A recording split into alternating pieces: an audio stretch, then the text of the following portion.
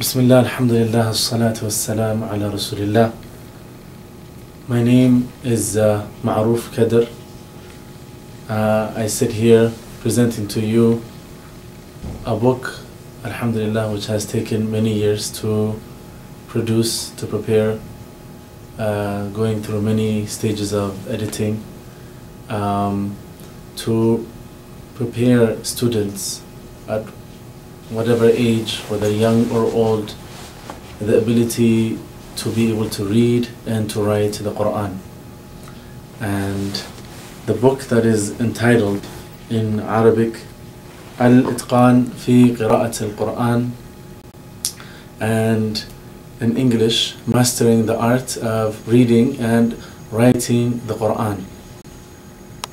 In today's age, where most of our youth or most students that are interested in learning how to read and to write the Quran have focused a lot on technology, in which, alhamdulillah, there is nothing wrong with using technology in order to educate oneself. However, building the foundation of that lesson or that ability to be able to read and to write the Quran should not come from the technology itself. The technology should be what helps the person to be able to reach his goal, and not necessarily the main tool for his goal. And all our levels of education, from kindergarten to university, and almost every single subject we can think of, whether it's math or English or science, we always have focused, or our teachers have focused a lot on writing. Writing, it is one of the tools that allow a person to learn and to be able to hold on to that lesson that he has learned for a much longer time. So writing is the greatest tool for any person's education, and so in that we have also focused on guiding the student to be able to read and to write the Quran. For example, this is a challenge to any student who has learned the Quran for many years, or a bigger challenge to the teachers. Teachers, may Allah subhanahu wa ta'ala reward them for their efforts and give them tawfiq in their efforts. How many of our students who have studied with us for years and years, if you were to ask the person or that student, maybe he might have memorized 4 or 5 juz, and ask him to write for me the ayah قُلْ هُوَ اللَّهُ أَحَدٌ. In my years of experience, وَبِاللَّهِ tawfiq, it is very difficult to find students who are able to do as such, who are able to read and to write the simplest ayahs that they have learned when they were 5 years old. And so that is an obstacle that we need to tackle. To tackle an obstacle which is giving the student the tool, not throughout the duration of the time he is with his teacher, but for the rest of his life. For the rest of his life, this person can read and to read, and he'll be able to read and be able to write the Quran. And so with that in mind, alhamdulillah, we have researched for many years in trying to prepare a book, trying to prepare a tool that would do that. And as I have mentioned, Al-Itqan fi Qira'at al-Quran, the title. We began, as with many books, with the most fundamental lesson, which is Huruf al-Hijaiyah, the letters of the Arabic language. If you were to look closer, one thing that we have strayed away from is using any English or any other language to teach the child or the student the Arabic letters. Alif is alif in Arabic. We will not rewrite it in English in transliterating the letters. And so as in the future, the student should never have to rely on any other language to teach him the Quran. As long as he learns the fundamental tools, then he will be in no need of reading and writing the Quran in other languages. So the goal here is that the student is able to write the ayat of the Quran, beginning with the huruf. And if you see here, we have prepared the books, the book in three stages. Stage number one is the title. Stage number one is the title. A title where right now for many Western children, students who have been born and raised and lived here, we need to introduce to them the lessons in the languages that they speak. And here inshallah, alhamdulillah, we have prepared in the English language, tabaan. So the first is the title. So the student will always know and understand what lesson is he learning in the English language. This will become much easier for the teacher also to teach, so that the student will always go home knowing what is it that he has learned, and he is learning stage by stage. Stage number two is the lesson, the writing. The lesson has been prepared for the teacher, for the student, and as well as room for the student to write within the book. This is extremely important for us who focus on giving the student ability to write. We do not need to have to write on, we should not have to write in a notebook and spend that much time preparing the lesson and the homework every single day. And here, inshallah, throughout the book that you will see, the lessons have been prepared stage by stage, level by level, so that the teacher always knows what is the next lesson for him to give, and the student always knows what is his next homework without any confusion. Stage number three is probably the most important part of this book, is the testing. This testing is only for the mentor, the teacher, the muallim. This testing is not for the student to write on it. It is only for the teacher to test. So now, if a student has completed his homework, he comes to the teacher, and the teacher now will test him on his understanding of his homework. How does he do that? He will give him a reading and a writing test. The reading test, it means the teacher will write the letters not necessarily in order. He will mix them up, and he will write for him, for example, Jim and Ba and Alif, and will dictate to the student to read them, and the student must be able to read them. And the next step is writing. Now the teacher, he basically covers this homework, and he will ask him, write for me Jim, write for me Tha, write for me Alif, Hakada. And in this way, before going on to page number 2 or lesson number 2, whatever it may be, the next lesson, constantly the student will know that he will be tested in his reading and his writing ability.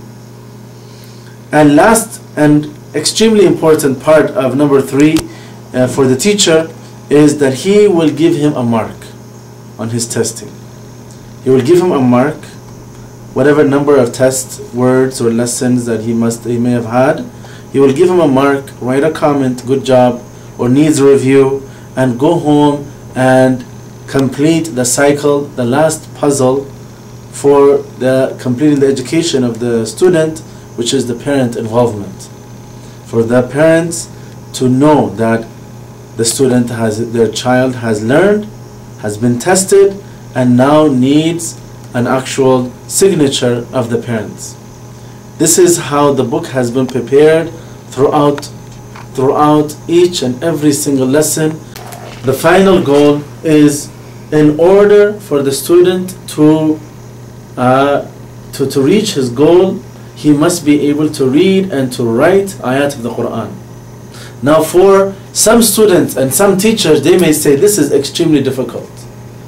But I ask you, for anyone who never spoke English or never spoke other languages, initially that language becomes difficult, or it seems difficult. Coming to Canada here, for example, or going to any other country, you will see and hear words and languages that you have never heard of. And eventually you will be expected not only to understand, not only to learn, to write, to read, and maybe eventually to teach that language. And how many of our youth and how many of us have accomplished that in just a few years, of being able to immerse ourselves in that language, and in case in point, in English language. And reaching this goal is not difficult at all. Allah subhanahu wa ta'ala said in the Quran, فَاتَّقُوا اللَّهَ وَيُعَلِّمُكُمُ اللَّهِ. If you fear Allah, Allah, He will teach you. Allah, He will make the lesson easy for you to understand. Inshallah, I will briefly explain the process of each and every single lesson, briefly inshallah. The first is, of course, like I said, teaching the student the lessons of the Arabic, the letters of the Arabic language, without any tashkilat, fatha, or kasra, or dhamma. After he has done that, he will be now expected to understand all the huruf alif to ya, and here the letters have been mixed for the student to be tested. And thereafter he will be introduced to the huruf al-fatha and kasra and dhamma.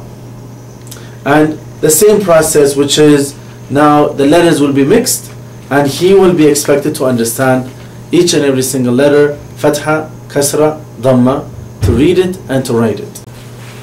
Once this lesson has been completed, the next biggest challenge for any teacher is teaching the student to be able to write the words. The reason why this is difficult is we know that the letters change. And for that student who is new to this language, does not know each and every single letter, why it's going to change, when it's going to change, how it's going to change. And usually we ask them to memorize a big chart with all of the letters beginning and middle and end. And so if you find the student is intelligent and is a quick learner, then we will introduce him to the letters, to the words, and he will be tested on writing the words. So here, for example, we have jabara. After finishing alif to ya, then he will be tested on, the teacher will cover his homework, then he will ask him, write for me jabara. If he is able to do this, walillah alhamd. What if he is not able? What if the student has found it difficult to understand why and how the letters have changed? By Allah's tawfiq, we have prepared an easy lesson, which probably in one sitting the student can understand this. And this lesson we have titled belly letters. I know it sounds silly, but inshallah bear with me. Belly letters. What we have done is separated all of the letters alif to ya into two parts. That is the open belly letters and non-belly letters. What does that mean? Here, if you can see ba and ta and jim and sheen and ayn and ghain, they have a small little belly. And what we have said is a rule: if these letters come in the beginning or middle of a word, you must cut their belly. So you don't tell the student after alif to ya memorize the letters beginning, middle, end, what they look like, or other means of explaining to this student.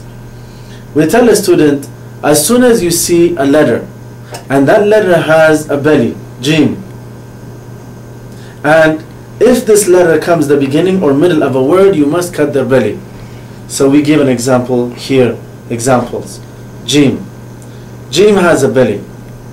And when you see that belly, we cut the belly out and we leave the top part and we connect it to the word. This is in the beginning, and we said beginning or middle. And so as well in the middle, Jim has a belly. Comes the letter. If the letter comes the middle, we cut the belly and join. If Jim or any of these letters come at the end of a word, we leave that letter alone. So that's what you will tell the student. You will tell the student, you see belly letters, they come in the beginning or middle of a word, cut the belly. At the end, leave the belly alone. So we never will ask the student to memorize what these letters are. Again, I will reiterate myself. Never ask the student to memorize these letters. Just understand the concept. You see the belly, it comes the beginning or middle of a word, cut the belly.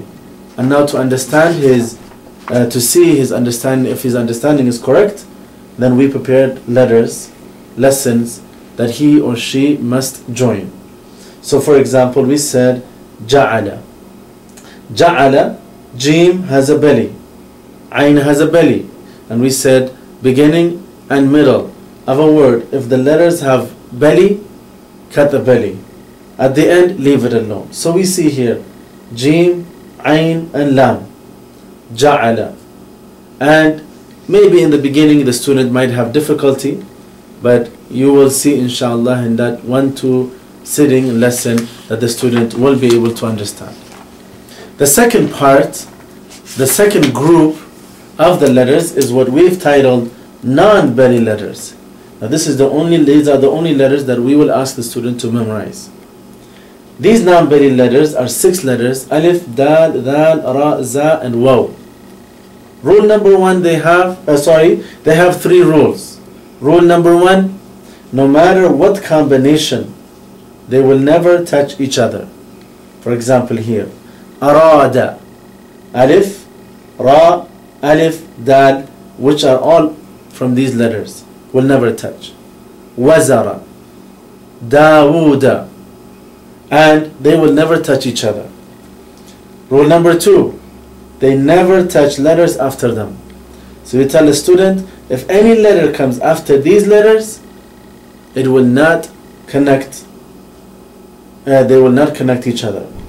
And rule number 3, they will only touch letters that come before them. So any of these letters, if a letter comes before it, it will touch. So we have prepared similar kind of lesson. However, from the belly letters, it is a little bit difficult. The reason being, now we have mixed these letters, this lesson, with the letters that do not have belly that we have mentioned right now. So for example here, farada. Farada, we have said fa has a belly, it will cut and join with ra. However, if you remember, rule number 1 has said if ra and dal, since they are from the non-belly letters, will not connect at all. And throughout the lesson, the student should also continue to practice. And it is basically the goal with one lesson at a time, from tashkilat of tanween, fathatain, kasratain, dhammatain, and here the process is still the same. If you remember, each and every single page prepared in 3 parts: the title, the lesson, and the testing. The title for the student to understand exactly what he's learning, the lesson that is prepared for him and as well for the teacher, and the testing, which should be reading and a writing test, so that the student is always getting tested in his reading and his writing. And the lesson continue with the sakina, shadda, with the goal of, bear with me inshallah, with the goal of being able to write the ayat of the Quran. Now, we have prepared the ayat of the Quran also in just a brief stage so that the student can learn it much easier. What we have done is the ayat that we have prepared, we have made each and every single lesson a bit more difficult, with the degree of difficulty being increased. So for example, here you can see the first ayah that the student will be introduced to will be وَمِنْ حَيْثُ خَرَجَتَ فَوَلِّ وَجْهَكَ. This is a very simple and straightforward ayah. However, if we were to compare this ayah with the degree of difficulty of وَوَاعَدْنَا مُوسَى 30 لَيْلَةً وَأَتْمَمْنَاهَا, it is a little bit difficult. So with each and every single page, with each and every single ayah, there are lessons such as huruf al-madd, huruf of sakina, huruf al-shadda, as well as sila, hamzatul wasl. Inshallah, in the book there is a very extensive lesson on sila, hamzatul wasl. And at the end, inshallah, again with the goal of the student being able to read and to write any ayah in the Quran. This is not a very difficult task. If you were to ask any English speaking student, read for me, if he is, let's say for example in grade 6, to read for me a university book, a university textbook, which probably he is another 5-10 years away from, and he probably will be able to read it. Not necessarily because he's read that book before, because he has learned the tools of reading and writing the English language. So if we do the same for our students, to give them the tool that they no longer need a teacher to stand beside them. They don't need that MP3 player or that CD or that website. That is a tool. That is a supporting tool. But the foundation is with them for the rest of their life. And that is the goal. And we ask Allah subhanahu wa ta'ala to give us and the students and the teachers, the mentors, as well as the parents, the tawfiq of being able to raise the next generation of these kind of students. The Prophet Muhammad sallallahu alaihi wasallam has mentioned one hadith where he said, "Man la yashkuru an-nas la yashkuru Allah," or kama qala sallallahu alaihi wasallam, which is, he who has not thanked the people has not thanked Allah. And the list is too long to list. However, the names are too long to list for all those who have contributed to this book, whether it is the smallest or to the greater of contributions. May Allah subhanahu wa ta'ala place these actions in your Mizan al-Hasana. And we thank all the brothers and the sisters who have helped us in preparing this book, as well as from the graphics, which has taken a tremendous amount of effort on the part of our brother Khalil, which we ask Allah subhanahu wa ta'ala to reward. Inshallah, from the authors, I will introduce Tahir Farouk, Ahmed Gedi, and myself, Ma'aruf Kader. Inshallah, if anything regards to this book, if you want to order, if you have any comments or concerns, please inshallah contact us in our email. It will be provided for you at the end of this video. And inshallah, we will close this video inshallah with this ending. We ask Allah subhanahu wa ta'ala to give us tawfiq for the parents, the students, the teachers, and all those who seek the face of Allah subhanahu wa ta'ala in pleasing Him in obedience. And I end here inshallah. Jazakumullahu khairan. Wa sallallahu wa sallam wa barak ala nabiyyina Muhammad wa ala alihi wa sahbihi wa sallam. Wassalamu alaikum wa rahmatullah.